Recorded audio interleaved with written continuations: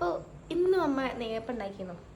നെയ്യപ്പം ശരിക്കും സാധാരണ ആൾക്കാർ വെറുതെ തിന്നും, അല്ലെങ്കിൽ ചായൻ്റെ ഒപ്പം തിന്നും, അങ്ങനെയൊക്കെയാണ്. ബട്ട് ഞാൻ തിന്നല് ചിക്കൻ കറീൻ്റെ കൂടെയാണ്.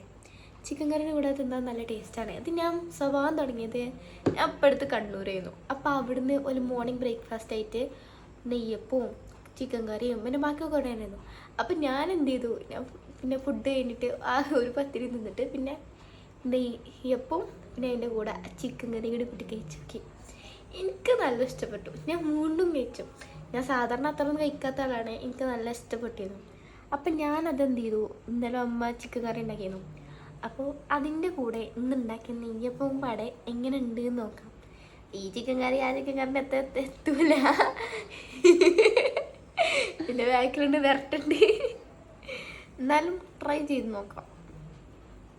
ശരിക്കും അവിടെ ഉണ്ടായിരുന്ന കുറച്ച് തേങ്ങ അരച്ച അങ്ങനത്തെ കറിയാൻ തോന്നുന്നു. അതുണ്ട് ഇവിടെ. അതൊന്നും ഇത് രസമുണ്ട്, ബട്ട് അത്ര രസമല്ല. അങ്ങനെ പറയല്ലേ. രസമുണ്ട്, ബട്ട് കുറച്ചുകൂടെ സ്വീറ്റ് കൂടുതലാണ്. അതിന് കുറച്ച് സ്വീറ്റ്നെസ് കുറവേന്നു. അതുകൊണ്ട് നല്ല ടേസ്റ്റ് ഉണ്ടായിരുന്നു. ബട്ട് എന്നാലും ഞാൻ അത് കഴിക്കും.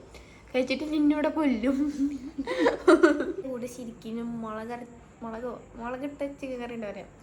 ആ ചിക്കൻ കറിയാണ് കുറച്ചുകൂടെ ടേസ്റ്റ്. ഇനി ഇവിടെ തേങ്ങ അരച്ച ചിക്കൻ കറി ഉണ്ട്, അത് നമുക്ക് ട്രൈ ചെയ്ത് നോക്കാം.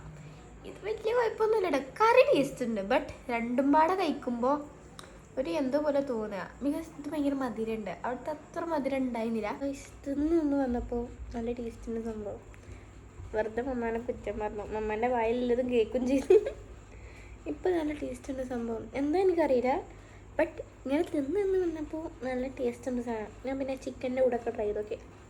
നല്ല എന്താ പറയുക, നല്ല ടേസ്റ്റ് നോക്കാം. ബൈ.